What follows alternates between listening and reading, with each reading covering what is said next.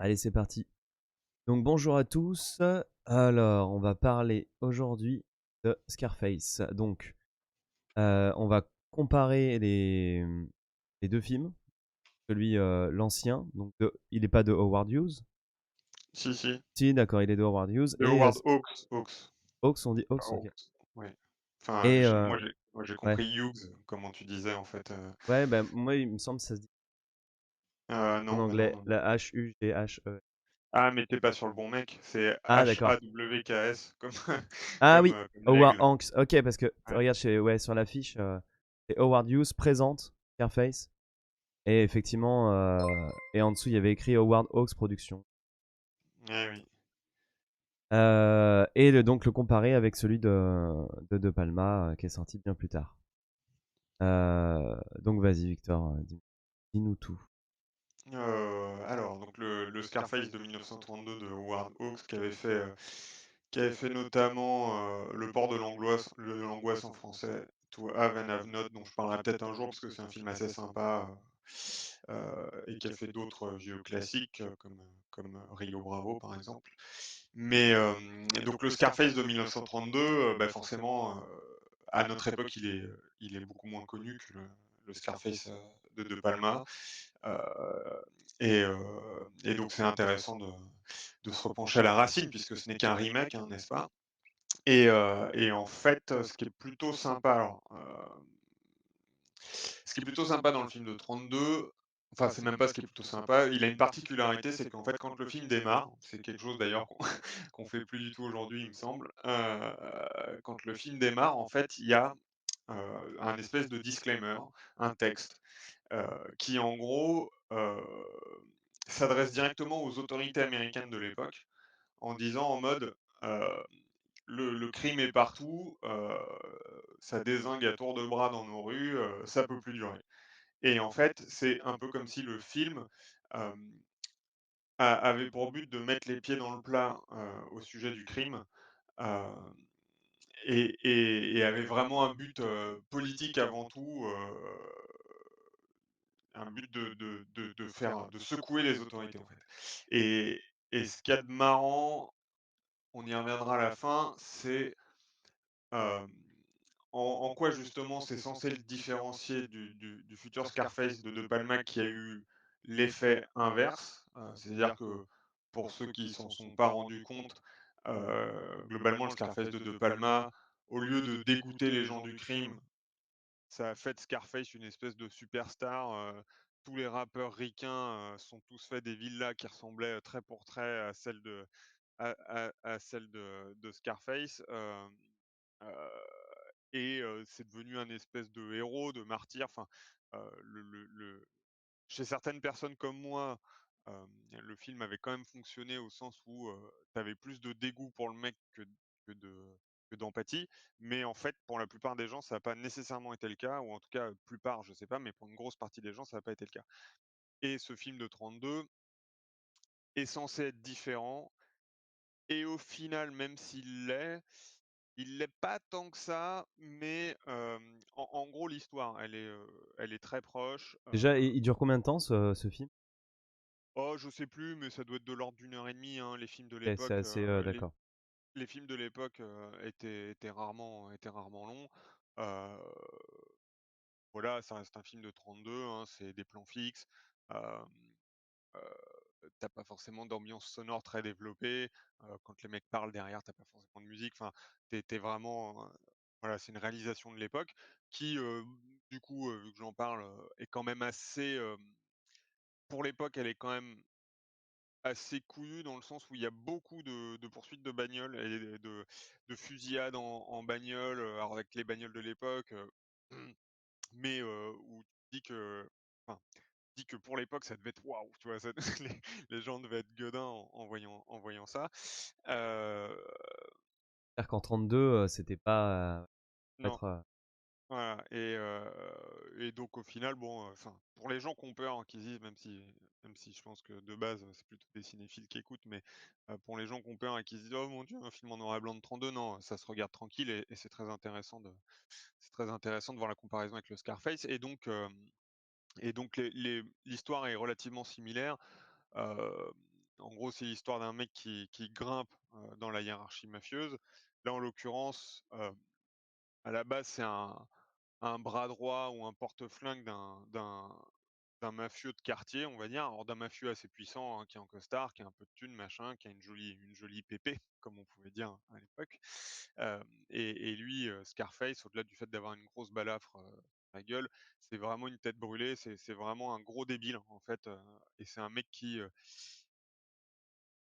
ultra sûr de lui, par bêtise principalement et qui en veut toujours plus et en fait, son patron est plus du genre, réfléchi, à ménager la chèvre et le chou avec les membres des autres quartiers, et à stabiliser son petit empire et à satisfaire de ce qu'il a.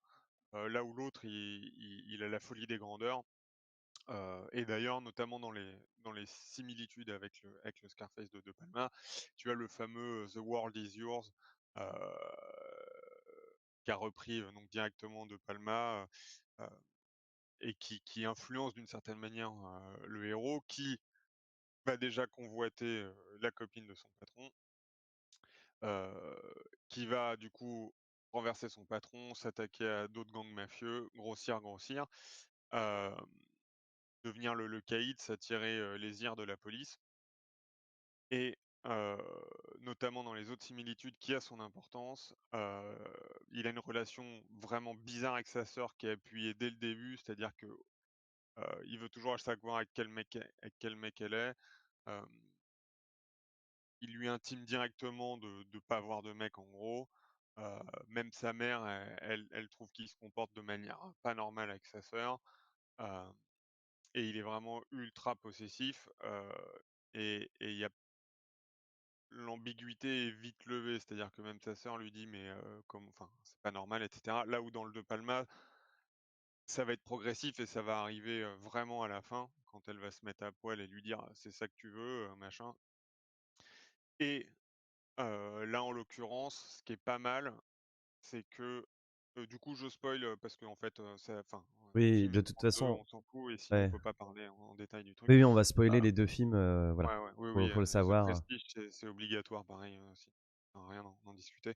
Hem et au final, ce qui va faire que la police va le coincer, c'est qu'en fait, sa sœur s'est mariée donc en douce avec son ancien bras droit à lui, son pote, de toujours, comme dans le De Palma et lui, comme ça le rend gueudin, il va aller tuer ce mec-là, alors que sa sœur est dans l'appart d'ailleurs. Enfin, en fait, il va voir le mec, si je me souviens bien et il découvre que sa sœur, est avec. Bon, il le bute et en fait, c'est le fait qu'il tue ce gars-là en laissant, des preuves, des témoignages, je sais plus exactement, mais en fait la police est vraiment, sur le qui-vive pour l'arrêter à la moindre de ses erreurs et c'est le fait de tuer ce mec-là qui les ramène à lui et qui font qu'ils vont pouvoir l'arrêter. Donc ça c'est pas mal que sa faiblesse l'entraîne dans sa chute.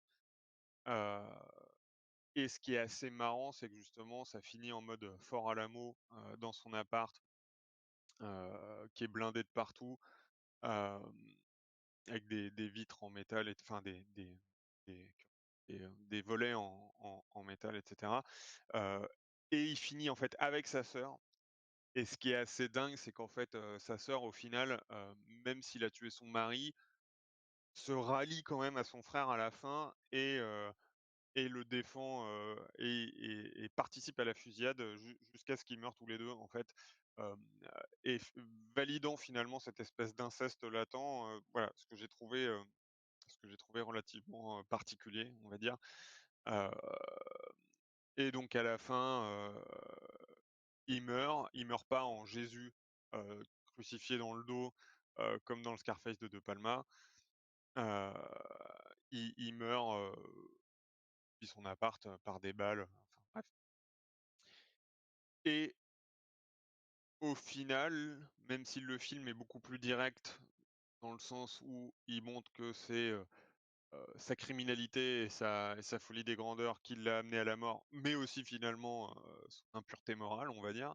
Hem, mine de rien, de par le fait même de passer 1 heure et demie avec le mec et d'être de son point de vue, aussi con et crapuleux soit-il, de toute manière, en fait, tu te mets à partager son point de vue, même si tu es pas nécessairement d'accord, mais, et donc pour un film qui commence avec un disclaimer contre le crime, au final, je sais pas, je me suis posé la question dans quelle mesure, dans C'est quelle mesure pertinent le d'avoir un personnage principal, soit ça ou dans quelle mesure le disclaimer est fictif. Dans quelle mesure, en ouais. fait, le mec voulait faire un film sur un mafieux, mais il s'est dit: «Oh putain, à l'époque, dans le contexte de l'époque, si je fais ça, je vais juste me faire défoncer», et qu'il a mis le disclaimer comme pour justifier, une volonté. Alors certes, la morale, c'est que, le crime ne paie pas et ça vous envoie dans votre tombe, mais ça permet de vivre aux côtés,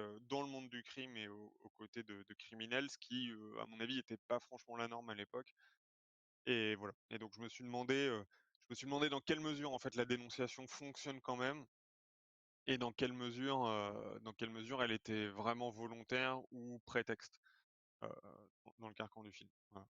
Mais, Après j'ai l'impression qu'effectivement, le problème de toutes les histoires qui ont un personnage fort,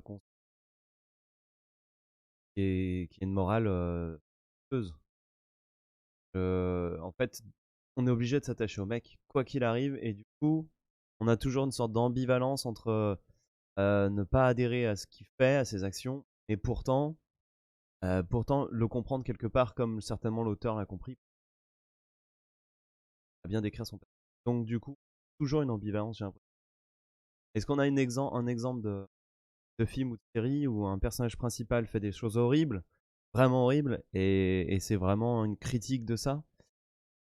non, je suis pas sûr, ou en tout cas, Ouais, même si ça l'est, dans tous les cas, ça a l'intérêt de montrer le criminel qui sommeille en chacun de nous, ou de montrer, l'humain qui sommeille, en ouais, c'est chaque plus ça. criminel, Ouais. et en fait, au final, ça reste de toute manière intéressant plutôt que d'avoir Ah mais un ça point de reste vue super d'un point intéressant, de bien vue sûr. manichéen, mais Mais le message est plus ouais, ambivalent. mais c'est vrai que, ouais, c'est plus complexe, ou en tout cas, disons que d'une certaine manière, peut-être que ça cherche à s'adresser aux gens qui se verraient dans ce genre de position, voir qui ils sont, voir qui peut-être s'apprêtent à y être, et qui du coup, ça peut peut-être c'est peut-être fait aussi pour les alarmer sur les dangers ou sur, la futilité. On parlait l'autre fois des affranchis, où vraiment pour le coup, ce qu'il y a de bien, c'est que, comment dire? Dans le Scarface dont on parle, le mec meurt, mais en fait, au final, il a connu la gloire. Il a connu la gloire, et ensuite, il ne connaît la sentence qu'il connaît, c'est la mort, mais finalement, c'est une sentence qui peut-être ne fait pas tant peur aux gens que ça, alors que ça devrait, ou qui, en tout cas, peut-être à travers un film, ne fait pas si peur que ça. Là où la sentence des affranchis, c'est de devenir plus banal des Américains moyens, alors que c'est ce qu'a toujours voulu éviter le héros, et au final, il se retrouve dans un espèce de purgatoire ou d'enfer pour le reste de sa vie, et l'impact est Ouais, bien est sûr. est très puissant. Là où peut-être qu'en fait, au final, simplement se dire, heu: «Je tue le personnage», est pas suffisant, et c'est encore pire si c'est comme dans le Scarface de De Palma, qui se chie complètement, heu Tu le rends et iconique, en fait, tu le rends ouais, légendaire et les gens et ils se je disent: me «Bah, suis je m'en fous si je meurs en ayant une célébrité pareille, c'est c'est la ça, classe». et en fait, surtout, je m'étais posé la question un soir, bourré avec, du temps de ça, avec un pote. Hem, j'ai essayé de me poser la question, au-delà du fait que oui, Al Pacino, il crève l'écran, que on le suit, que machin, qu'il part de rien pour arriver très haut. Je me suis demandé qu'est-ce qui faisait quand même que autant de gens ont pas compris le film, et pour moi, tout tient dans, enfin, pas uniquement, mais tient majoritairement dans la scène de la bombe en voiture, heu, où en fait, ce qui cause la perte d'Al Pacino dans le Scarface de De Palma, c'est pas du tout d'être, défoncé du soir au matin, c'est pas du tout d'être un gangster, c'est d'avoir agi une fois bien dans le film, heu, humainement. C'est-à-dire qu'en gros, on lui dit de tuer, une cible, dont la voiture est piégée, et il se rend compte qu'il y a la femme et le gamin du mec avec. Et donc non, pour lui, c'est trop, on tue pas des femmes et des enfants. Sur cette scène-là, on sait même pas s'il est particulièrement défoncé, ça se passe en plein jour, il se comporte à peu près, normalement. Juste qu'il a des remords et qu'il décide de désobéir, de tuer le mec qui est censé appuyer sur le bouton de la bombe, et c'est cette désobéissance par rapport à sa hiérarchie mafieuse qui va entraîner sa mort. Et donc au final, c'est tout pourri. C'est-à-dire que le seul moment où le mec se comporte pas comme un connard, c'est ce qu'il tue. Donc donc tu te dis: «Ouais, OK, bah, non, mais ça marche pas du tout, en Ouais, il y fait» a un gros et il y a un gros problème. Voilà et je pense que c'est ça qui fait que le mec devient martyr parce qu'en fait, on se dit: «C'est vraiment un mec bien». OK, ouais. il prend de la coke, OK, il a envie de niquer sa sœur, mais c'est vraiment un mec bien. OK, mais ça me donne envie de digresser légèrement sur le Loup de Wall Street, qui a, à mon sens, le même problème, mais du coup, le mec, c'est pas un mec bien. Par contre, je connais plein de gens qui sont complètement fans de même ressenti. Ça fait exactement la même chose, genre, le mec, il est trop badass, heu, alors que c'est quand même ah, c'est ouais, c'est et pourtant, il y a le personnage de DiCaprio n'a rien de bon.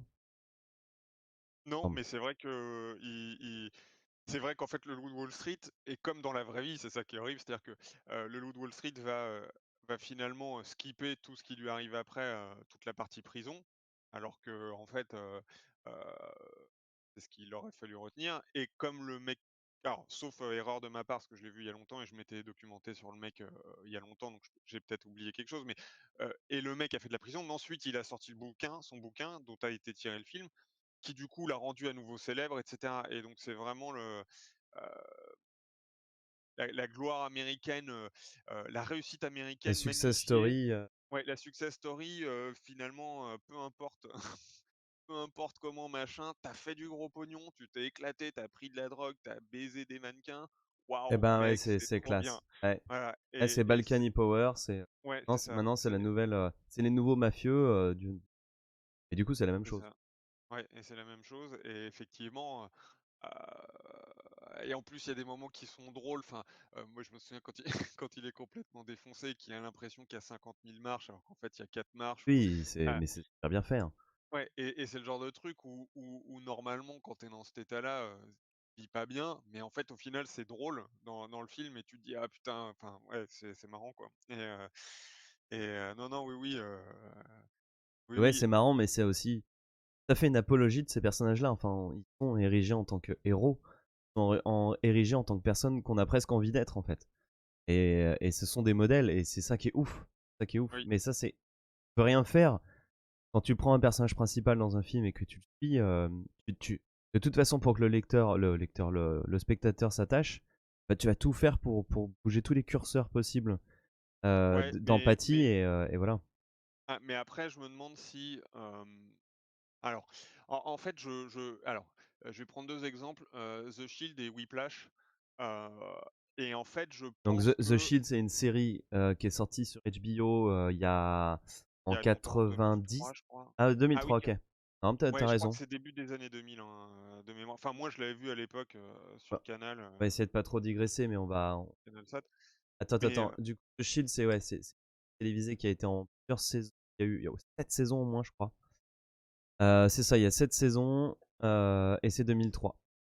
ouais, Et Whiplash, c'est beaucoup plus récent. oui, Un ça film doit être, en 2014. ça C'est doit un pas être film si récent. Ouais, 2014, j'aurais ouais, dit 2011 peut-être, mais oui, 2014. sur les écoles américaines de musique, de Oui, formation enfin, musicale, de en tout cas, surtout sur conservatoire. un batteur qui veut devenir, le meilleur batteur de jazz possible et qui tombe sur un prof plus qu'exigeant, à la limite, du sadisme et de la tyrannie et en fait, que ça soit dans Whiplash ou dans The Shield, même si en fait, tu te rends très vite compte déjà que le personnage reste mauvais, bien qu'il ait, évidemment des côtés humains, heu et des côtés ambigus et que ça soit intéressant, hem, au-delà du simple en fait, je pense que la différence, hem, c'est entre ce qui est légal et ce qui est immoral au sens purement sentiment humain et non pas loi édictée par, la religion ou la loi. C'est-à-dire que, hem, dans Le Loup de Wall Street, ou même dans Scarface, finalement, le mec, ce qui fait de mal, c'est prendre de la drogue et tuer des flics, par exemple. Mais en fait, nous, on s'en fout dans notre quotidien, la plupart du temps, sauf si on se fait cambrioler ou qu'on a été victime d'une agression, globalement, les flics, quand on les voit, c'est pour se prendre un PV, ou quand tu es ado pour se faire voler ton bout de shit ou quoi que ce soit, et au final, tu regardes, ou comme des mecs qui foutent des matraques dans le cul des jeunes qui mettent, donc c'est des mecs que tu considères pas forcément, nécessairement comme des gens bien, ou en tout cas tu les considères comme une entité, qui est, la loi, voire qui l'applique pas bien. Donc au final, en fait, tu en as rien à foutre. Alors qu'en fait, ce qui fait que tu vas te questionner réellement sur le fait d'adhérer ou non au personnage, c'est quand il, dans sa sphère plus intime, va faire des trucs pas cool. Et ce qui pour moi avait réussi à me dégoûter du personnage d'Al Pacino dans le Scarface de Palma, même si ça n'a pas marché sur plein de gens qui ont peut-être ce rapport de protection avec leur sœur, c'est moi de voir qu'il est complètement incestueux et qu'il est prêt à buter son pote pour pas que sa sœur se marie, moi, ça me fait péter un câble. Je pense qu'il y a plein de gens, en fait, ça fonctionne avec eux parce qu'ils sont un peu comme ça, enfin plein de mâles du coup, mais et dans The Shield et hem, dans Whiplash de mémoire, il se comporte très, très mal avec sa gonzesse, et il lâche son Tu veux couple. dire le héros, pas le Le héros, héros, le héros. le héros, Non, non, d'accord, OK. ouais, ouais, OK. le héros. En fait, le OK. héros est aussi pourri que le prof, en fait, au final, et OK. les 2 sont très bien. Enfin, Le Whiplash, héros pour moi, il qui est est. l'élève et le prof, bah, voilà, le prof qui est Ouais, et au final, peut-être un jour on parlera du film, mais je le trouve vraiment excellent sur ces oui, personnages et oui, sur, oui. enfin, voilà, et le héros justement, tu vois que c'est un mec qui est prêt à tout pour arriver au succès, à sacrifier énormément de choses, dont à sacrifier son couple, et comme la plupart d'entre nous, sommes des gens, aimants qui aspirons, heu, à, heu, à avoir une relation avec un être aimé ou qui la vivons, par chance, hem c'est quelque chose qui, pour la plupart d'entre nous, en fait, nous dépasse, voire nous déplaît. Et donc, quand un mec fait un choix carriériste et froid au détriment du bonheur, c'est quelque chose qui nous touche et où on se dit: «Putain, le mec, il est waouh!» Quand Vic McKee, va trahir X personnes, le personnage de The Shield, pour s'en sortir, dit: «Waouh, putain, le mec, c'est», enfin, du coup, pour le coup, je veux pas spoiler parce que si on faisait un truc sur The Shield, Oui, oui, voilà, on mais va pas spoiler heu, The Shield, on va voilà. pas tout spoiler. Et puis en plus, la fin est tellement exceptionnelle, enfin, c'est vraiment, j'ai peu de connaissances en série, mais en tout cas celle-là est vraiment excellente. Faut voir Heu, cette série. ouais, et voilà, le mec fait des exactions vis-à-vis de gens qu'il aime et qu'il aime,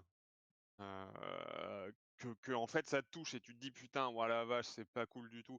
Et je pense que en fait Et c'est un peu dans ça The la clé de. ouais, dans The Shield, après, il y a une progression aussi.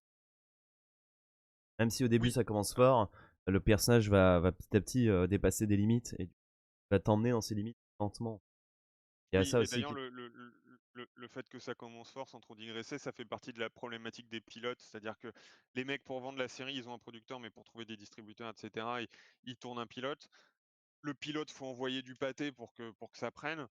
Donc ils vont te montrer, pour le coup, un Vic Mackey, et pour le coup c'est pas du spoil vu que c'est le principe du pilote et que dès les premières minutes ça arrive, qui est prêt à flinguer un flic qui en fait est un infiltré parce qu'eux font des trucs pas cool, enfin un mec de la police en gros.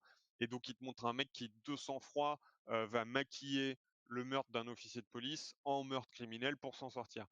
Mais c'est fait sans aucune des nuances et subtilités qui va arriver dans toute la suite de la série, où tu sens que le mec essaye de préserver, que machin, que des fois il a pas le choix, mais que bidule, alors que le pilote est assez cash. Et c'est vrai que voilà, parlait des pilotes de série. non, Enfin, non, mais en tout cas, voilà, c'est effectivement, il y a souvent des écarts entre l'épisode 1 et le reste parce que ils sont obligés et qu'ils ont pas encore forcément tout écrit, et cetera. Enfin bref. Mais, heu, mais voilà, mais en tout cas, pour moi, je pense qu'une des clés dans le fait de de de questionner les gens sur, sur l'aspect malsain de tel ou tel, choix, c'est vraiment de montrer des conséquences qui blessent autour, et pas juste quelque chose qui va faire que le mec fait de la prison, heu, s'oppose à la police, parce qu'au final, le loup de Wall Street, oui, il fait des trucs illégaux, mais tu vois pas les conséquences de ces malversations de pognon sur c'est vrai. X et X personnes. Tu vois juste un mec qui fait la fête tout le temps et qui engrange plein de thunes de manière illégale, mais en fait, tu en as rien à foutre finalement que ça soit illégal vu que tu as pas les conséquences et que ça touche personne. Alors oui, il a des problèmes un peu de couple, si je me souviens bien, mais mais ça reste, Oui, tu vois juste une sorte de vie factice. Si, bah alors après, il a juste des problèmes avec je crois, le fils essaie de le rattraper et tout, mais effectivement, tu vois pas les conséquences de la vie qu'il prend. oui Et et effectivement, même les problèmes avec le fisc, si je me souviens bien, c'est un peu: «Attrape-moi si tu peux, je vais essayer d'être plus ouais, malin que toi». ouais, Plutôt qu'un truc qui le ronge, qui fait que le mec vomit du sang tous les matins, et sait plus quoi faire. Là où on parlait de Pusher l'autre fois, le mec, tu vois qu'il s'enfonce à chaque fois et tu te dis vraiment: «Ouah la vache, comment il va faire? C'est de pire en pire» et tu te dis vraiment: «Je veux pas du tout être à sa place». Là, dans le Loup de Wall Street, tu te dis: «Bon, ouais, OK, comment il» enfin, tu te dis la même chose, c'est comme le bon chasseur, le mauvais chasseur, tu te dis: «Comment il va faire pour s'en sortir?» mais tu as le smile et tu as envie de savoir comment il va être malin et comment il va les niquer ces gros blaireaux du fisc, en fait, hein, donc c'est pas ouais, t'es complètement avec lui. Et effectivement, tu vois pas du tout les conséquences que peut provoquer ce genre de système. Et à la limite, tu vois le stress que ça lui provoque, mais comme tu dis, c'est fait. Et effectivement, tu vois pas le. Là où dans les films de mafieux, tu vois les morts, tu vois effectivement direct.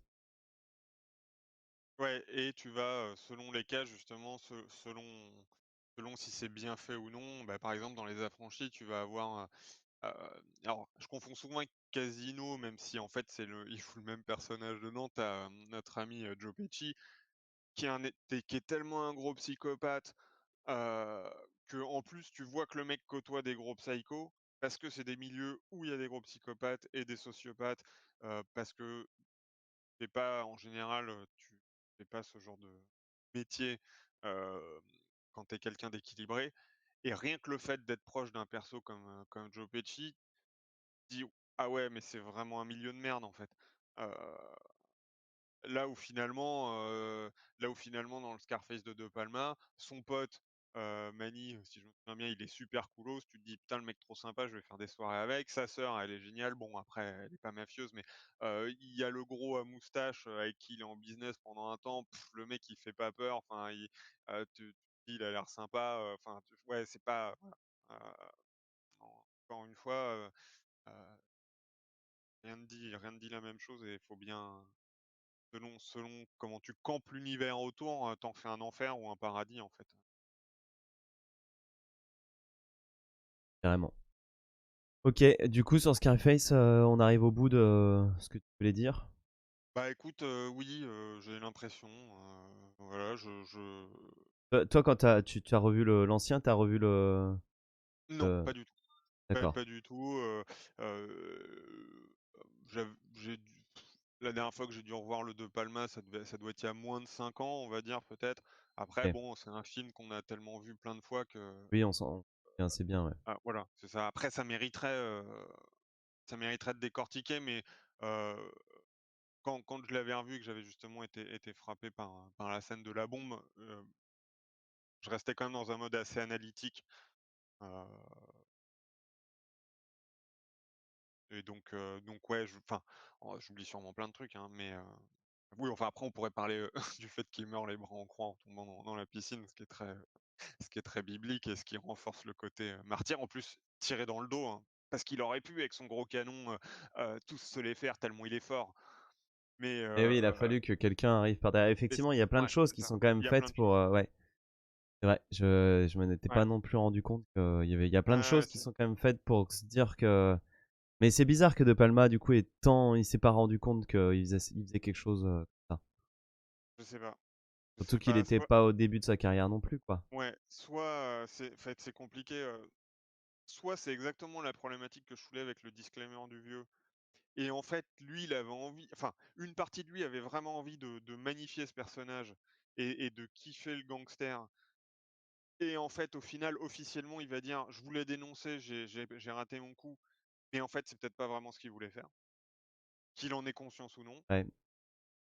Soit, soit c'est on connaît pas le degré de préparation, à mon avis, c'est beaucoup plus préparé que des films comme Bad Lieutenant de comment il s'appelle? De Ferrara, ouais, où, les mecs, ils devaient se foncer sur le tournage et improviser chaque scène en direct. mais heu, mais c'était peut-être pas non plus super carré. Peut-être que le mec, en fonction du lieu, en fonction du truc, il se laissait porter et peut-être que enfin, sans méjuger de son professionnalisme, hein, mais peut-être que sur le coup, il s'est dit: «Bon alors comment tu vas mourir? Ah ouais putain, vas-y», et Oui, oui, il s'est sans laissé un ouais, peu peut-être. Mais voilà, ouais, alors là bah, franchement, c'est le ouais, va genre savoir de pourquoi, ouais. ouais, faudrait lire le script, faudrait avoir accès au script, voir Ouais, déjà si tout c'était était dedans déjà, ou ouais. pas. Il y a de fortes chances, hein, mais oui, oui, Il y il a de faudrait fortes regarder. chances.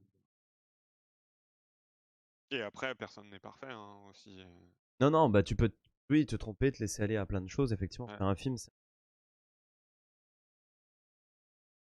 ok, ça marche. Eh ben écoute, du coup, comme on a un peu de temps, je te propose qu'on passe à la suite, qui n'a rien à voir. Et cette Non. fois-ci, on va parler du Prestige de Monsieur Nolan. Alors, euh, juste en préambule, que je précise, parce que du coup, moi, je vais intervenir certainement. Alors, le Prestige, je l'ai vu, moi, il y a longtemps, donc j'ai vraiment quasiment plus de souvenirs. Par contre, Nolan, à savoir, j'ai aimé aucun de ses films. Vraiment, il y en a aucun que j'ai trouvé bien et j'ai toujours trouvé des problèmes dans tous ces films, des problèmes souvent d'ordre logique, donc qui viennent souvent du scénario. Ouais, bah, Euh, c'est pareil. ok, ouais, Spoiler alert, The ouais, Prestige, il y a d'accord. des gros soucis, ouais. Et du coup, aussi, en préambule, on va évidemment spoiler le Prestige, donc pour ceux qui n'ont pas vu, qu'on pas envie de se faire spoiler, voilà. Et ouais, je trouve que dans tous ces scénarios, il y a énormément de facilité, énormément de bugs. Euh, et j'ai revu même le Dark Knight il y a pas longtemps avec le Joker, et c'est pareil, il y a énormément de problèmes. Il y a des problèmes sur les dialogues aussi, des dialogues très mal écrits. Et voilà, pour moi, c'est. Alors, après, en tant que réalisateur, il a des bonnes ambiances des fois, et Oui, même bah, s'il on est en un peu parlera pour The froid, Prestige, mais on va en parler dans le Prestige, ouais. mais il fait pas non plus un taf, enfin, que je trouve incroyable. Il y a les scènes d'action sur le Dark Knight, elles sont mal découpées, c'est un cauchemar. Du coup, voilà, je préviens pour ceux qui adorent Nolan, on risque pas de l'encenser. Alors, voilà. Non, et d'ailleurs, je pense que, Mais ce n'est que notre avis. ouais, mais je pense qu'en fait, il a en fait, je pense qu'il a, il arrive à chaque fois à partir sur des bons concepts. Et du Ah oui, coup, c'est sûr, ouais. souvent, c'est en fait, c'est de la oh, bah, c'est de la magie comme The Prestige, c'est-à-dire Ouais, qu'il y a beaucoup de poudre aux yeux et en fait, ça. il arrive ouais, à te proposer un truc qui, de base, en fait, est vraiment bien et que tu as envie de voir et en fait, c'est juste que ça tient, jamais les promesses. Mais, en tout Et cas, ouais, ouais, après, ça c'est clair, dépend mais des exigences. Mais, même Tenet, que j'avais essayé de regarder, toujours euh, pas vu, par bah, juste le truc de base, tu te dis, mais c'est génial en fait, faut les faire, ce genre de films comme ça, faut y aller dans ce genre de propos, de thèmes, faut se lancer dans ce genre de truc. Mais effectivement, j'ai l'impression qu'à chaque fois, il y a un peu de bullshit, il met le thème, et puis après, je fais n'importe quoi. Il y Oui, a des et courses de qu'il jet en plus ski, et puis c'est n'importe quoi, et puis et voilà. qu'il a d'ailleurs et ça va aussi se voir, enfin, ça va se voir dans The Prestige d'une manière différente. Il a toujours une approche qui s'avère finalement terre à terre. C'est-à-dire que Inception, il est censé parler du rêve, mais en fait, ça se finit avec des jet skis qui se tirent dessus. Ça.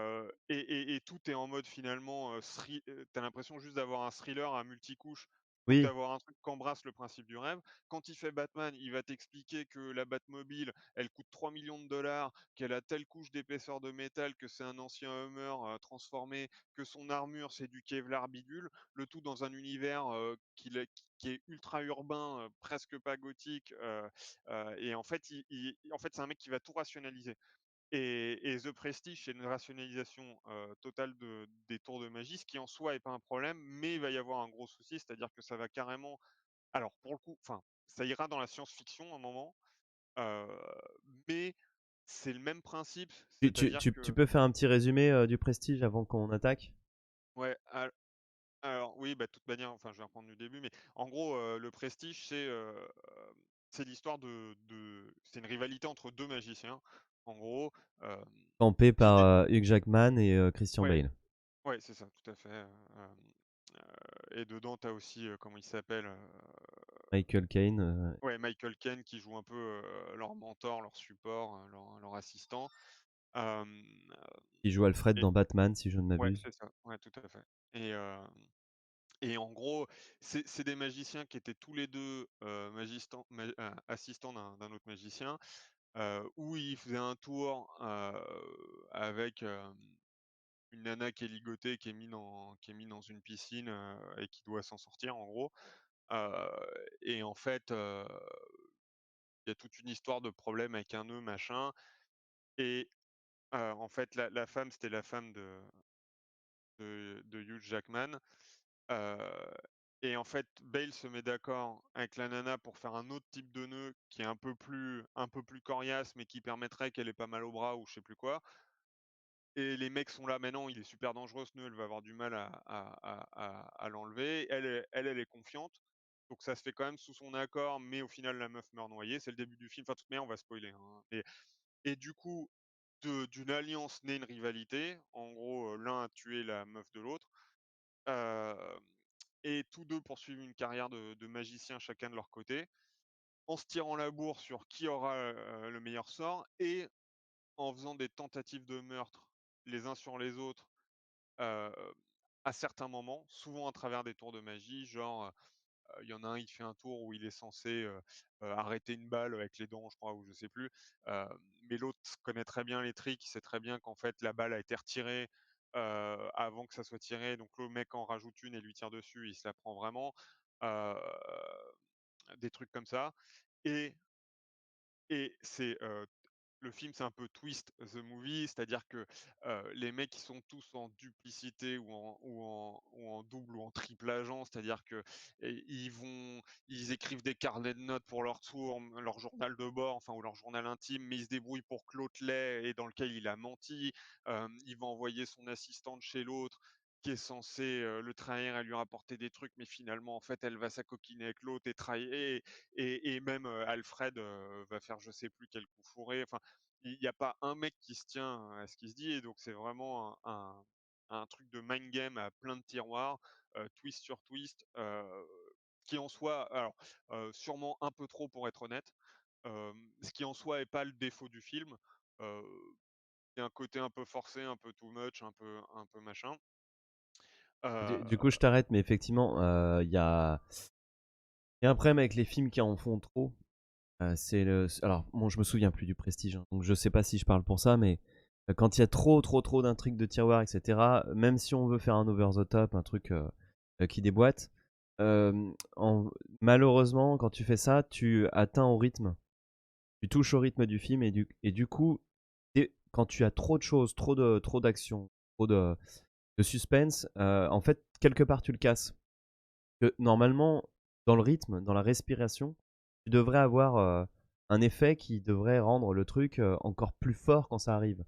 Et donc, je sais pas si dans ce film il y a des respirations ou non, mais en général, le problème de rajouter trop de choses, trop de choses, trop de choses, trop les condenser, ça manque de respiration et ça manque d'élan au moment où on veut vraiment faire un truc qui déboîte.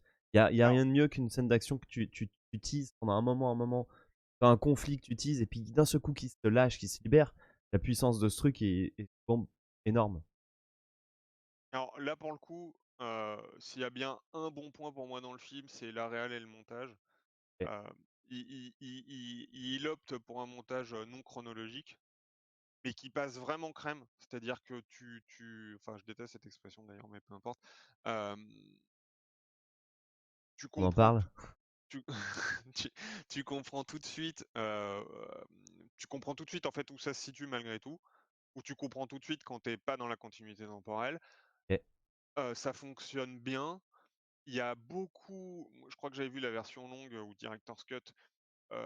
Il y a beaucoup de pauses aussi, de moments où Hugh Jackman va se rendre, chez Tesla et c'est un point que je vais aborder juste derrière, où il va marcher, dans la neige, où tu vas avoir un peu de temps, un peu de contemplation, hem et tu vas avoir tous les côtés tour de magie avec l'envers du décor, les tricks, comment ils font et cetera et au final, en vrai, d'un point de vue réel, j'ai rien à redire, heu, c'est à ce niveau-là, le film est vraiment agréable à suivre, et les mecs jouent bien, heu, je parlais du rythme de la narration, pas oui, le mais rythme mais de la ouais, réalisation. oui, bah, ça, enfin, c'est un oui, c'est pas pareil, mais disons que ça va être c'est pareil, hem, ça va être entrecoupé, ça va être par séquence, c'est étalé sur 2 heures et demie, il me semble. Ah Donc au oui, il est long. final, ouais, donc au final, même si tu as 12 twists, ça va. OK, Et d'accord, et je comprends. tu traverses différentes époques de la vie des persos aussi, heu, par vraiment de leur tout début jusqu'à leur toute fin. Heu, donc au final, c'est pas le souci et je pense que le film aurait pu marcher s'il y avait pas, heu, un problème qui est celui de Tesla. C'est-à-dire que justement, alors ça rejoint 2 problèmes. Heu, si Hugh Jackman se rend chez Tesla, c'est parce que Christian Bale fait semblant, écrit dans son journal dont il sait que Jackman va l'avoir, que son prochain tour de magie tourne autour de ce que fait Tesla. Heu et Hugh Jackman se dit: «Oh là là, je dois savoir ce que c'est, machin, il faut que je me rende chez Tesla» et en fait, c'était une fausse piste, mais c'est cette fausse piste qui va faire que Hugh Jackman va faire le tour le plus gueudin du monde et donc déjà moi ça me pose un gros problème, c'est que c'est toujours un problème quand l'antagoniste, enfin même si là c'est dur de dire qui est le protagoniste, qui est l'antagoniste, vu que c'est 2 mecs qui ont des raisons de se haïr et heu, Et je me souviens plus, mais il y en a aucun qu'on suit plus que l'autre? non, on a tendance à se dire que Bale est celui qui a tué la meuf de l'autre on a plus d'empathie pour le parcours de Jackman. Et là où Bale fait un peu plus, enfin, en fait, Bale est beaucoup plus, ils sont tous les 2 carriéristes, et prêts à tout et c'est un peu, finalement enfin, c'est une des grosses thématiques du film et je vais y venir par rapport à ce qui se passe avec Tesla justement et Jackman. Ils sont tous les 2 prêts à tout sacrifier pour être les meilleurs magiciens, mais Bale l'est un peu plus, il Plus est un peu plus jusqu'au boutiste que il est plus jusqu'au boutiste, même si bon, ça peut se débattre, en fonction de ce que fait, Jackman. Et je vais y venir, c'est-à-dire que, heu, donc Jackman a recours à Tesla et en gros Tesla, d'un point de vue, mécanique, Tesla en fait fait des expériences, c'est là où ça devient, à la fois rationnel et à la fois science-fictionnel. C'est-à-dire que alors le film est rationnel dans la manière dont les tours sont faits, hein. C'est-à-dire que, sans doute de la magie, c'est pas de la vraie magie, heu, mais il va prendre soin de t'expliquer les mécanismes derrière, de, comment ils écrasent un pigeon, là dans une boîte pour faire genre il disparaît quand la cage se replie alors qu'en fait il disparaît pas, il est juste complètement écrasé, bref. Hem et heu et Hugh Jackman va voir Tesla qui en fait Tesla, en fait, travaille sur la téléportation,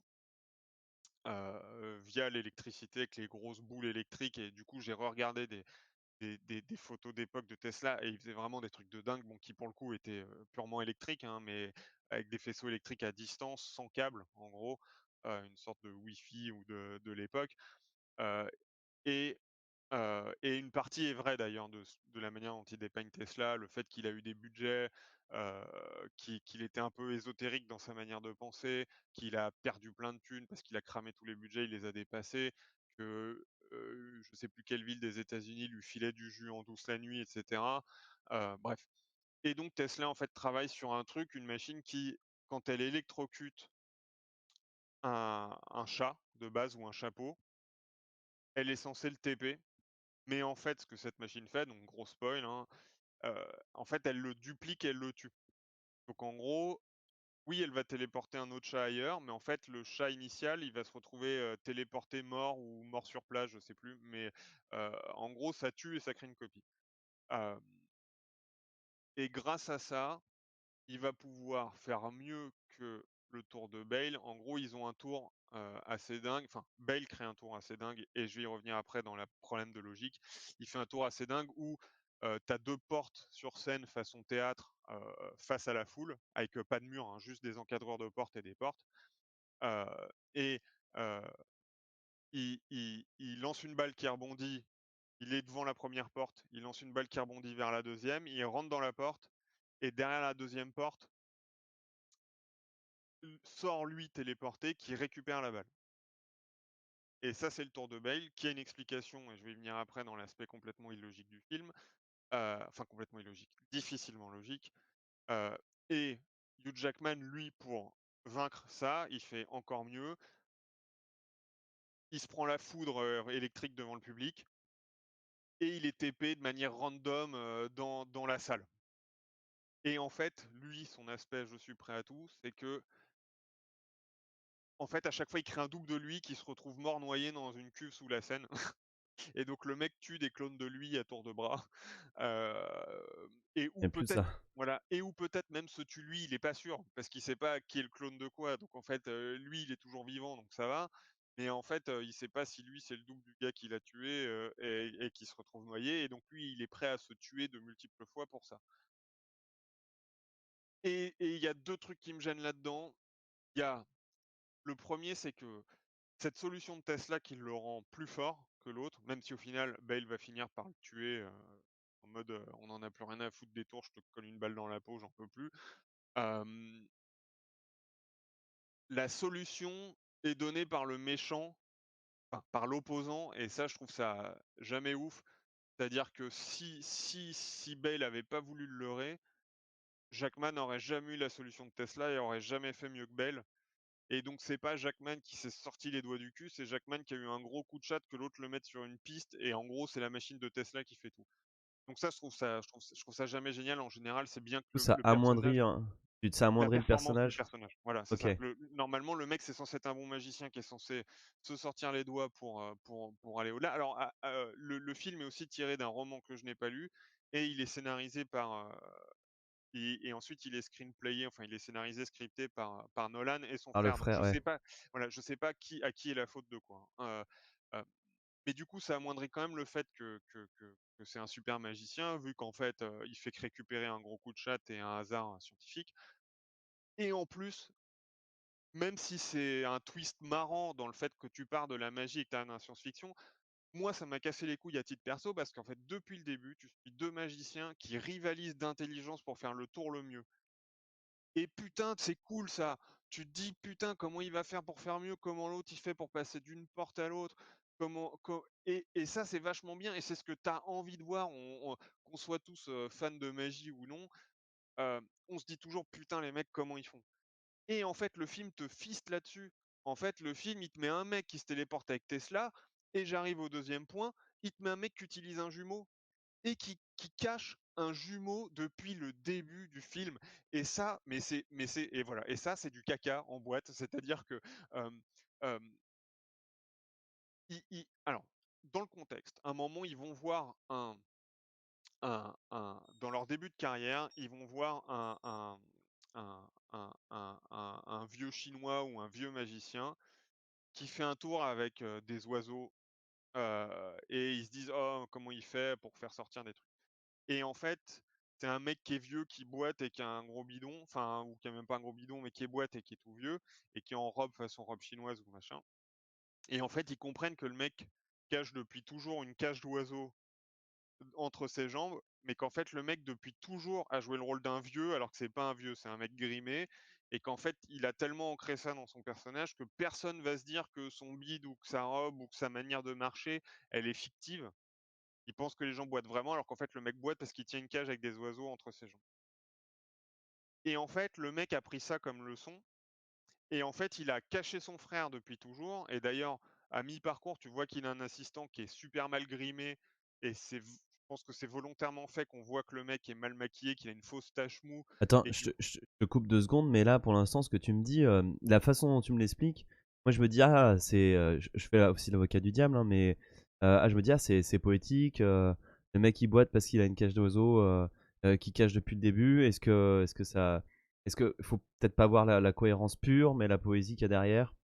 ah non, ça me gêne pas du tout. OK, d'accord. J'explique juste, ça je trouve ça très bien. J'explique juste pourquoi Bale fait ça après. Ah d'accord, Et OK. ça, oui, c'est très bien. Il montre que le mec, en gros, a, dissimulé son tour dans la personnalisation D'accord. de son personnage de magicien, et en fait, Bale a vraiment retenu ça comme leçon, et ça, oui, oui, ça c'est excellent, et ça fait partie, heu, justement des coulisses de la magie que tu as envie de voir tout au long du film. Et en fait, Bale a suivi ce conseil, et en fait, il s'avère qu'il a caché son frère jumeau depuis le début, et qu'en fait, il s'échange des trucs, et que c'est pour ça qu'avec sa femme, il l'a caché à tout le monde. C'est-à-dire qu'il a une compagne, Belle, et des fois, la compagne, elle a l'impression que le mec l'aime pas, et des fois, elle a l'impression que le mec l'aime. et plus tard, il va s'amouracher de l'assistante de Jackman et en fait, pareil, en fait, il y a un des 2 jumeaux qui aime cette assistante et pas l'autre. Et donc, au-delà du fait que c'est un twist, qui est énorme, en théorie, tu pourrais te dire: «Pourquoi pas?» C'est-à-dire que, pour des raisons de magie, le mec a caché un jumeau. Mais ce qui n'a aucun putain de sens, c'est que c'est pas comme si, dès que le mec devient seul, enfin devient solo, son fonds de commerce, c'est la téléportation. Le truc avec les 2 portes. Parce qu'en fait, le truc avec les 2 portes, c'est qu'il y a son frère jumeau derrière. Et même le mec a un doigt en moins parce qu'il se prend une balle ou je sais plus quoi. Et du coup, son frère jumeau se coupe le doigt pour qu'on croie vraiment que c'est les mêmes.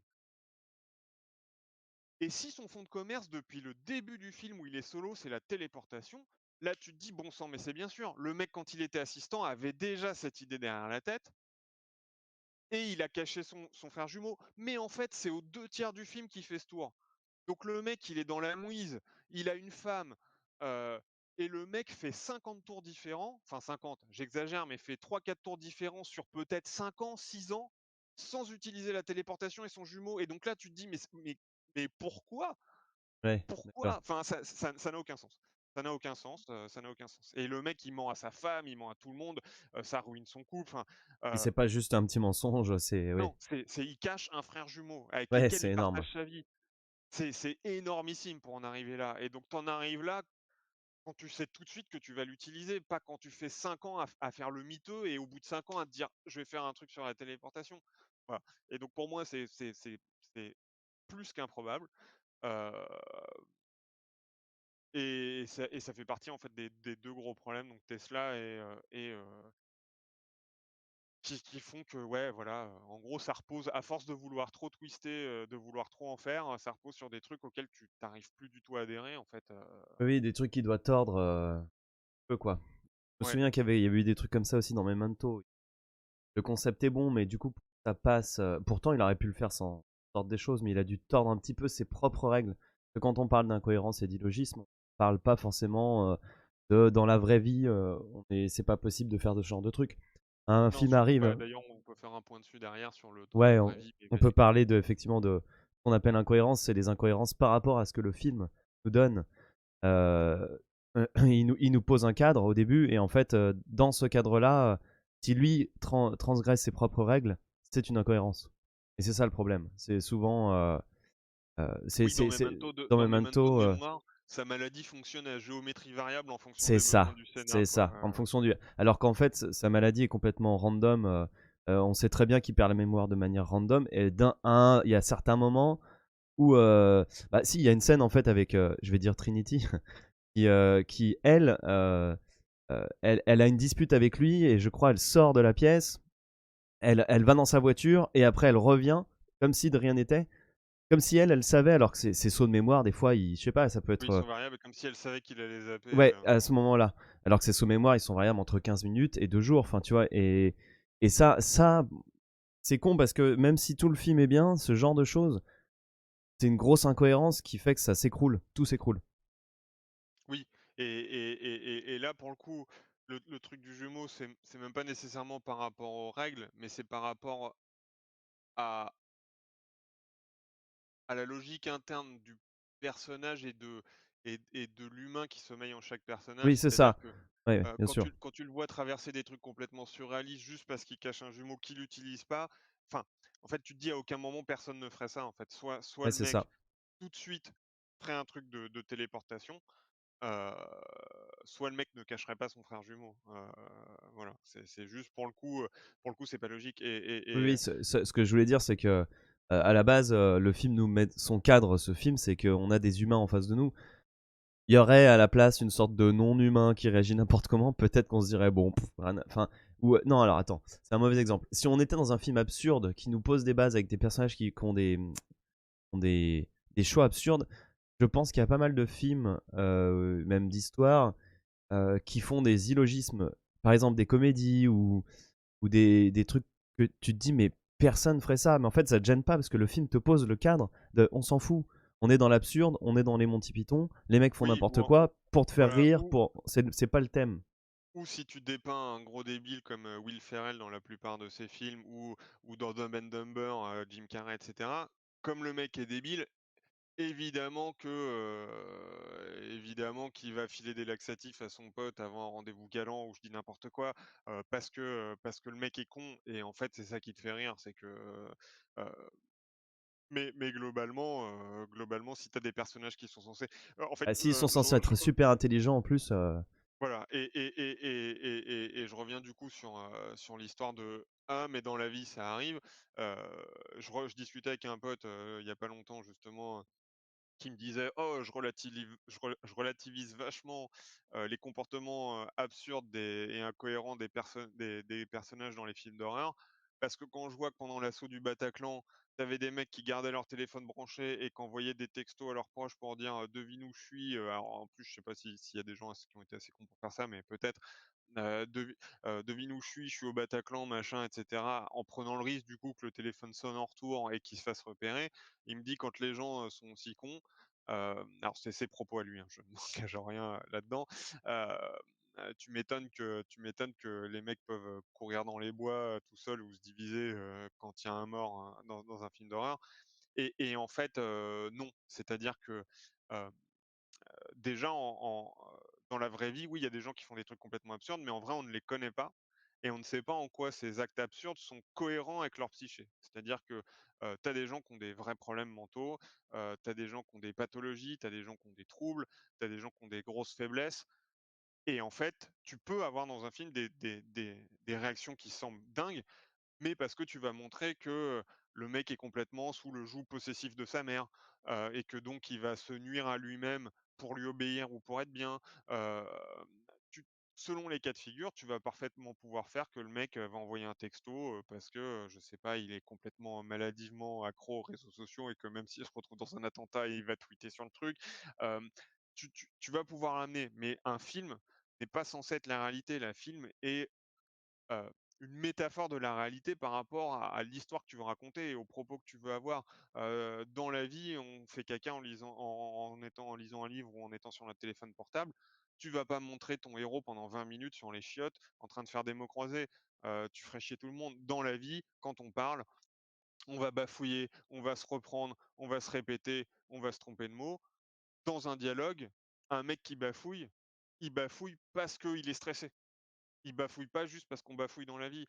Rien n'est, enfin, rien ne doit être, heu, valable parce que dans la vie ça arrive. Non, Et après, du coup, je rebondis aussi sur un truc, on en parlait la dernière fois. Euh, le problème, c'est c'est que souvent, alors juste pour ton cas des films d'horreur avec les gens qui courent de partout, qui se séparent et qui font n'importe quoi, le problème de ce choix-là, il est pas parce que dans la vraie vie, ça se trouve, les gens feraient n'importe quoi. Il est surtout parce que, comme on n'a pas d'idée, on va reprendre des clichés de choses qu'on connaît et en fait, on s'interroge même pas sur est-ce que c'est vraiment ce que ferait le personnage ou pas dans ce moment-là. Effectivement, moi, j'ai eu quelqu'un qui m'a parlé de, une personne qui travaille à la sécurité de musées ou d'attractions et qui me disait, bah, dès qu'il y a des moments un peu durs, elle avait vu il y a eu à un moment donné un cadavre, un mec qui a eu un arrêt cardiaque, tu vois, dans un manège et et le manège est arrivé avec le mec mort à l'intérieur. Et elle m'a dit, effectivement, à ce moment-là, il y a eu des réactions très très bizarres des gens. Il y en a qui se sont tétanisés, tu sais, qui étaient debout comme ça et qui bougeaient pas, je bouge pas, tu vois. Il y avait des gens qui se sont mis à se rouler par terre, des gens, et c'est vrai que ça doit créer des choses un peu bizarres. Mais je pense qu'on pourrait le faire dans un film, ça. On pourrait faire des comportements étranges. On pourrait, mais du coup, il faudrait se renseigner effectivement sur c'est quoi la psyché, qu'est-ce qui se passe vraiment, et pas juste prendre un cliché venu de tous les films d'horreur ou juste, bah boum, ah mon dieu, un cadavre, ah, viens, on se sépare en deux groupes de deux, on court dans tous les sens, on se cogne au mur. À mon avis, tu peux carrément, si tu te renseignes, trouver les vrais comportements de tétanie et autres qui suivent ce genre de moments un peu oui, chaotiques, quoi. mais de toute manière, ils seront toujours, dans un film, peu importe la réaction que tu vas montrer par rapport à un moment extrême, justement, tu auras campé, la psychologie du personnage, tu l'auras montré à travers l'histoire, à travers différents éléments, hem et ce faisant, Si le mec choisit face au danger d'être tétanisé plutôt que d'être courageux ou de fuir, ça sera cohérent, ça Il sera choisira pas, cohérent mais avec ce que tu as montré. Enfin, il choisira pas, mais et du coup, toi en tant que spectateur, tu seras absolument pas choqué. Heu, Justement, ça renforcera, ça ira dans la prolongation de ce que tu connais du personnage. Et le problème des films d'horreur, c'est, comme on disait de McKee, le fameux «écrire de l'intérieur», c'est qu'en fait, hem, le réalisateur veut arriver au fait que, heu, Robert McKee Cindy qui est, ouais, l'auteur d'un livre qui s'appelle de Story. Story et ouais, le réalisateur va vouloir que Cindy se retrouve seule dans les bois, à sucer une choupa choups et donc pour ce faire, il va pas s'embarrasser, pendant que le serial killer rôde, il va pas s'embarrasser, elle va dire, «Oh, j'ai chaud, il est minuit, j'ai chaud, je vais aller manger une choupa choups, au bord du lac où 12 enfants ont été tués la semaine dernière». Voilà, il s'en fout. Après le spectateur choisit de s'en foutre selon s'il est là, juste pour les meurtres ou machin. Parce qu'en fait, il a agi comme un espèce de dieu qui, veut juste arriver à un point sans se poser la question ni de la cohérence, ni de la psyché des personnages. Alors que justement, si Mackie insiste sur écrire de l'intérieur, c'est de bien systématiquement se mettre dans la peau des personnages pour que leurs réactions soient cohérentes avec qui ils sont et qu'il y ait pas de suspension de crédulité en mode, «Ouais, non, personne ferait jamais ça» et que du coup tu décroches du film. Parce qu'en fait, la dernière chose que tu veux, c'est qu'un spectateur décroche du film ou décroche du livre en se disant: «Mais c'est n'importe quoi ça, personne va faire ça». Ou même le personnage en question, pourquoi il fait ça?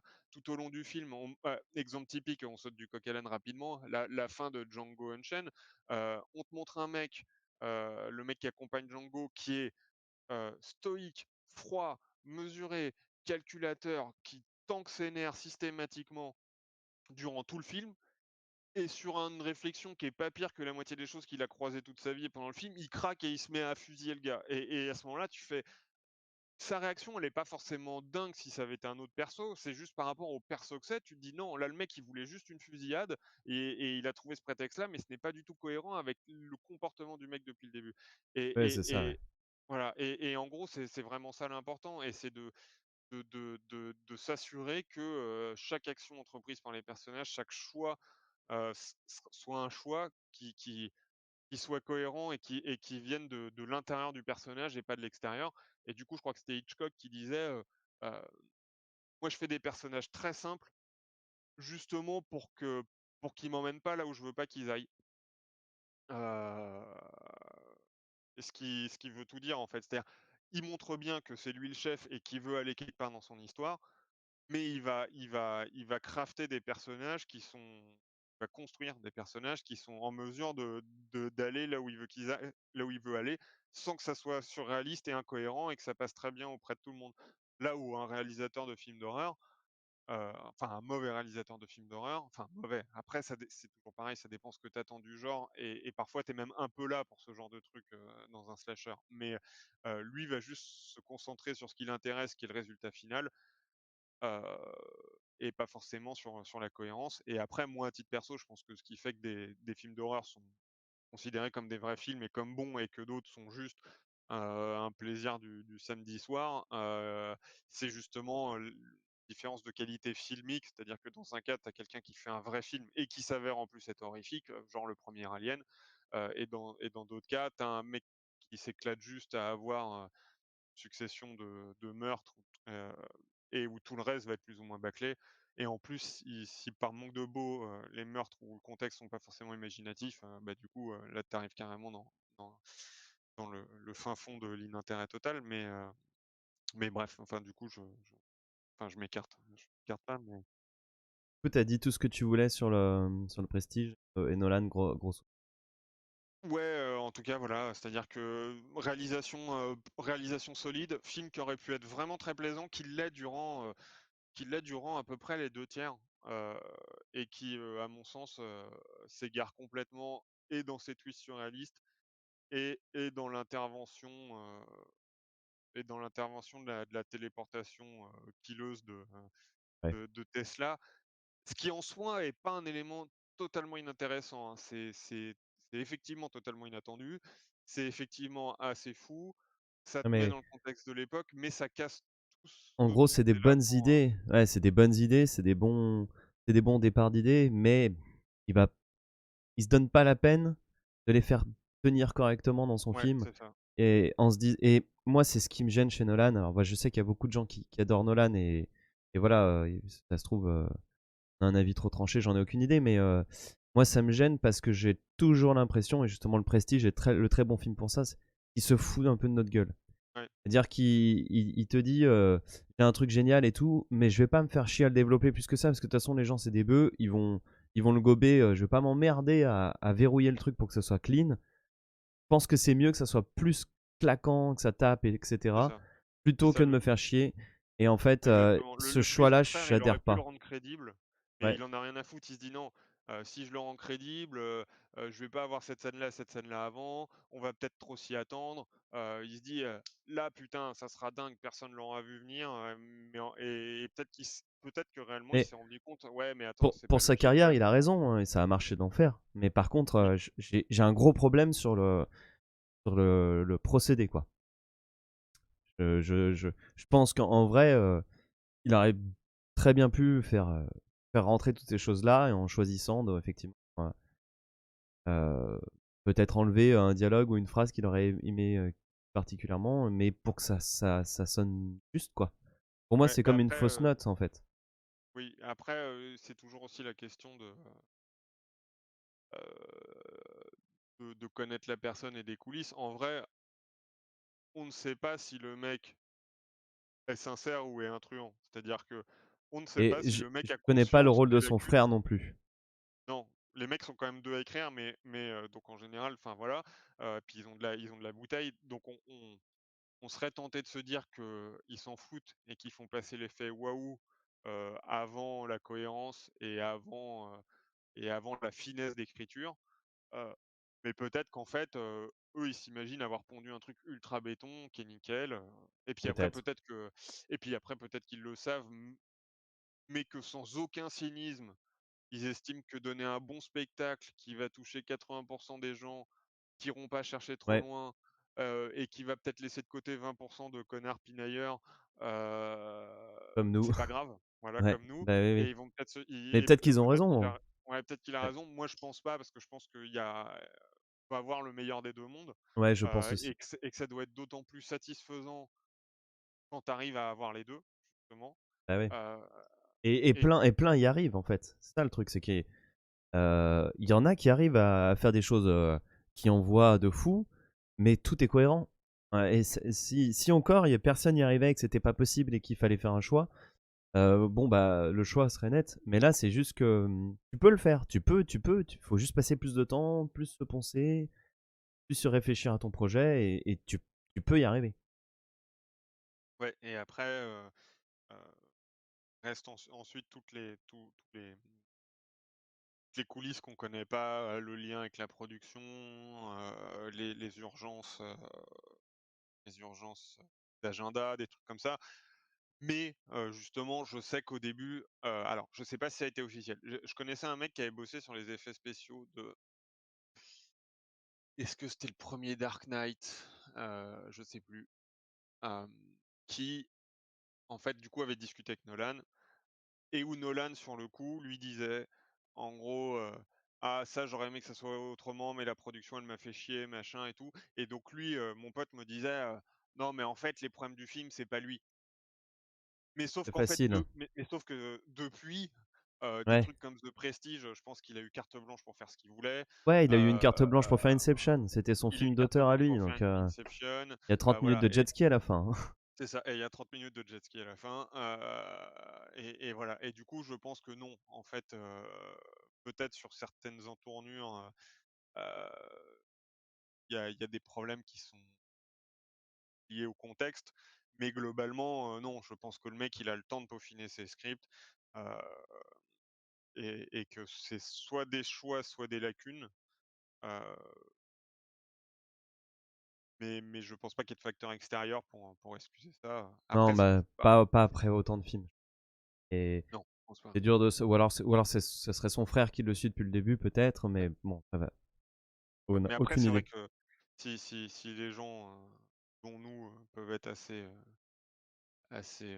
véhéments à son égard, c'est que c'est vrai que c'est toujours, en fait, c'est toujours frustrant de voir que quelqu'un que tu juges pas si bon que ça, alors après il y a une partie de subjectif, mais que tu juges pas si bon que ça, réussit de manière flamboyante et adulée, c'est toujours un peu énervant et je ne sais pas si, hem, c'est énervant par forme de jalousie ou si c'est énervant comme disaient Desproges a dit une phrase, merveilleuse dans un bouquin que j'ai lu il y a pas longtemps que peut-être, on va en parler, un de ces 4. Il disait, «Comme tous ces faux misanthropes qui en réalité aiment trop l'être humain pour le tolérer médiocre» et en fait, des fois, je me dis que quand un mec fait alors, heu, j'allais dire un film de merde, on va pas exagérer, on n'est pas au niveau de certaines grosses daubes, machin, Non, c'est des films qui ont des qualités qui sont bien faits, juste qu'ils auraient pu être très bons et qu'en fait le mec se bâcle enfin, t'encule sur écroule, certains ouais, points ouais. et gâche tout et du coup voilà mais je pense que ce qui est énervant, dans le succès de ces gens-là, c'est plutôt comme dans le succès d'un truc comme, la dernière trilogie de Star Wars, c'est l'image de l'espèce humaine que ça te renvoie et même si tu sais qu'il y a une énorme part de subjectif dans la manière d'apprécier les films, dans le fait que l'univers va te plaire, l'acteur va te plaire, et que tu peux passer outre et que tu peux être bon spectateur et que c'est pas grave, hem, mine de rien, tu te dis: «Putain, tous ces cons, ils se sont fait berner comme des bleus, alors que ça tient pas debout, mais pourquoi les gens, ils le voient pas?» Et du coup, tu te dis: Ouais, mais «Voilà, c'est pas le problème, c'est pas ça, c'est, nous on a travaillé ce truc-là, donc nous, ça nous saute aux yeux, c'est parce qu'on travaillait, on a c'est une passion. Quelqu'un, je sais pas, j'y connais rien en architecture de jardin, je me baladerais dans un jardin en disant: «Ah, c'est beau ça!» et ben, un jardinier il me dirait: «Mais putain, l'humanité pourrie, tu vois bien que c'est que de la fake, tu vois bien que c'est mal fait, tu vois bien que ça a été bâclé, tu vois bien que ça a été taillé à la serpe» et en fait, c'est juste que nous, bah, nous comme c'est Alors un peu je notre, pense pas. Je suis alors alors autant, j'exagère sur enfin, quand je parlais de la vision de l'espèce humaine que ça te renvoie, c'était plus pour, parler de en quoi, le succès de la personne peut t'énerver au lieu de le tolérer. Simplement et après, toi, son succès t'énerve peut-être pas et en fait, moi, il m'énerve pas tant que ça au final, mais des fois, c'est vrai que, tu peux si tu discutes cinéma autour d'un verre avec un pote, tu peux un peu t'enflammer, «Mais comment ça, t'as aimé Prometheus, espèce de gros débile?» Bon, hem, mais par contre, niveau scénaristique, je ne pense pas, pour une raison qui est, hem, qu'en fait, hem, les films d'aujourd'hui sont, les descendants des histoires qu'on se racontait autour du feu, dès la préhistoire, je n'étais pas là, hein, mais depuis toujours. Heu et en fait, une fois j'avais une discussion avec des gens qui me disaient: «Ouais, mais tu vois ça parce que tu es scénariste» et je lui citais un exemple en lui disant: «Bah regarde, non, dans le Star Wars 7, le mec tu crois qu'il s'est crashé en avion, puis tu le vois, il redébarque 30 minutes plus tard et il te dit juste: «Ah ben non, en fait, j'ai pu atterrir parce que machin» et je lui dis: «Mais ça, c'est tout pourri» et la meuf, elle me dit: «Ah bah oui, même mon neveu de 6 ans qui était dans la salle, il a dit: "Oh bah ça, c'est trop facile alors"» et je pense justement qu'en fait, on a tous déjà une culture des histoires et que les histoires sont faites pour berner notre cerveau et qu'en fait, on a cette capacité incroyable de rentrer, mais facilement, dans un truc qui est complètement faux. Je veux dire, c'est des mecs qui sont filmés avec des spots, dans des décors, et c'est des acteurs que tu as vu faire Wolverine, et derrière, il est magicien. Et en fait, tu te fais complètement niquer. En 2 minutes, tu es dedans. Et, et en fait, c'est tout ce qu'on demande, et notre cerveau peut se faire duper, et parce que c'est quelque chose de naturel, a priori. Et justement, euh, et naturellement, on va être sorti de cet état par tout ce qui fonctionne pas. Et toutes ces fameuses règles ou conseils de scénario dont on parle, c'est justement des analyses de ce qui fonctionne pas, de se dire: «Attends, mais qu'est-ce qui fait que là, les gens, ils ont senti quelque chose, ils ont vécu quelque chose et qu'est-ce qui fait que là, les gens, ils ont décroché, ils se sont endormis?» Parce que justement, il y a quelque chose qui a été cassé dans cette relation entre, le spectateur ou le lecteur et l'histoire. Et ça, je pense que c'est quelque chose qui est réellement naturel, en fait et qui est oui, qui est naturel, mais Le problème aussi, c'est que Et peut-être qu'en tant que scénariste, tu vas mettre le doigt sur c'est ça. précisément, et ça, c'est je suis d'accord, mais le simple fait de, heu Mais après, il y a plein de gens qui vont aller voir un film et puis comme ils savent pas, ils vont te dire non mais c'était sympa, machin et tout. Ou oui, d'autres qui vont dire bon non mais tu vois, il y a un moment donné, j'ai pas compris, je me suis ennuyé, tout ça. Alors que nous, effectivement, on identifie pourquoi. oui, oui, et Mais si vous en fait, demandez de mettre une note, les gens il y a des gens, ils te diraient: «Oh, ce oui, film-là, j'ai bien aimé 7/10, celui-là, ouais, j'ai adoré 9/10», mais ils pourraient pas te dire, oui, c'est qu'est-ce qui ça, ils vont ferait pas. que celui-là est plus C'est ça. flamboyant que Et puis à un moment donné, je le vois en discutant avec des gens qui effectivement vont pas forcément analyser comme nous. En fait, ils vont juste se dire, quand tu dis mais à ce moment-là, t'as ressenti quoi? Ils vont dire bah c'est vrai qu'à ce moment-là, j'ai décroché, mais je me suis dit que c'était moi, que j'ai perdu le fil du film et que du coup ça venait de moi, tu vois. Et souvent les gens ils vont pas se dire attends, là j'ai perdu le fil, c'est à cause du film. Ils vont se dire bon, bah là, j'ai dû décrocher, j'ai dû un peu m'endormir, j'ai dû être pas attentif et ça se trouve, oui, c'est j'ai pas compris quelque chose, voilà. Et en oui, oui, fait, et puis tu les vas gens, avoir c'est une part d'attache, comme on parlait l'autre fois de Kaamelott, les gens ont attendu le film, machin, ils aiment l'univers, ils aiment Astier, ils aiment Bidule, et les gens, ils sont pardonnent tout. sortis, ouais, et ils sont là: «Ah génial, j'ai vu le film Kaamelott», puis tu discutes, tu vas dire: «Mais tu as aimé quand le mec il a fait ça, cette partie-là de l'histoire?» Puis en fait, les gens ils vont te dire: «Ouais, c'est vrai qu'en fait c'était pas ouf, c'est vrai que machin», mais c'est juste que en fait sur le coup, et en plus il peut y avoir le contexte, salle de cinéma, Oui, où moi je me souviens, bon, j'étais loin d'être aussi critique qu'aujourd'hui, mais quand j'étais sorti de l'épisode 1 de Star Wars que j'avais vu en salle après des années d'attente, j'étais là: «Ouais, c'était génial, machin», et je l'avais revu après, sur Canal ou en VHS, et j'étais là: «Mais putain, mais c'est de la merde», et en plus, oui, il y a des contextes extérieurs qui vont faire que tu es plus ou moins bon public, heu, plus ou moins réceptif à certaines choses, plus ou moins enclin à passer outre certains défauts. Puis moi, il y a plein de films que j'adore en ayant pleinement conscience de leurs problèmes, mais je vais y trouver des trucs que je trouve cool. Heu, voilà. Mais après, il va y avoir aussi, enfin, et après c'est très subjectif, et justement, on parle de films d'horreur. Dans des films d'horreur qui sont pleins de lacunes, mais que tu sens qu'ont été faits avec amour, qui ont essayé de faire des trucs, tu vas pardonner plein de choses. Là où quand tu as un mec qui en est à son 6e blockbuster, qui prend des millions pour son film, non mais qui c'est sait sûr. qu'il va engranger des centaines de millions de spectateurs, et que le mec Ça te fait chie plus dans la bouche, ouais, ça fait quand même plus ça fait plus chier. Tu te dis: «Putain, mec, t'aurais pu t'appliquer, quoi». oui, Enfin, oui. t'aurais pu, C'est pour ça que moi, souvent, je lui en veux, c'est que je me dis: «Merde, Nolan, effectivement, il pourrait se dire, OK, je fais, 3-4 films ou n'importe quoi parce que je veux me faire connaître et puis je veux que ça déboîte et après je me fais un film plus intime et cetera». En fait, non, mais même Dunkerque, plein de trucs qui me plaisent pas et en fait, il a aucun film intime, quoi. Alors après, je me souviens plus d'Insomnia. À l'époque, il me semblait que j'avais bien aimé. Et il me semble que ses premiers courts-métrages sont pas mal. alors Insomnia, faudrait que je le revoie. Moi, je me souviens, alors c'était une époque pareil où j'étais pas aussi critique. Je reviens, je reviens. Du coup, je t'attends ou je parle dans Non, le non, vide? vas-y, vas-y, parle tout seul. Insomnia, alors je vais faire exactement ce que j'ai dit tout à l'heure, le 7/10, mais que tu sais pas pourquoi. Je me souviens d'un déroulement qui collait finalement avec cette ambiance de, il fait tout le temps jour, j'ai du mal à dormir, mais je me souviens d'un déroulement, finalement un peu long et chiant et pas très prenant, mais d'un film qui avait son petit cachet, malgré tout, et son ambiance, mais effectivement, enfin, si on parle bien du même film d'ailleurs, parce que je parle du film avec Al Pacino, qui a une enquête, je sais plus si c'est en Alaska ou, pendant la période de l'été, mais j'ai plutôt des souvenirs, positifs, mais pas émerveillés, mais effectivement ça demanderait de le revoir. Voilà, et donc blanc, bite bite, poil poil, meuble meuble, voilà.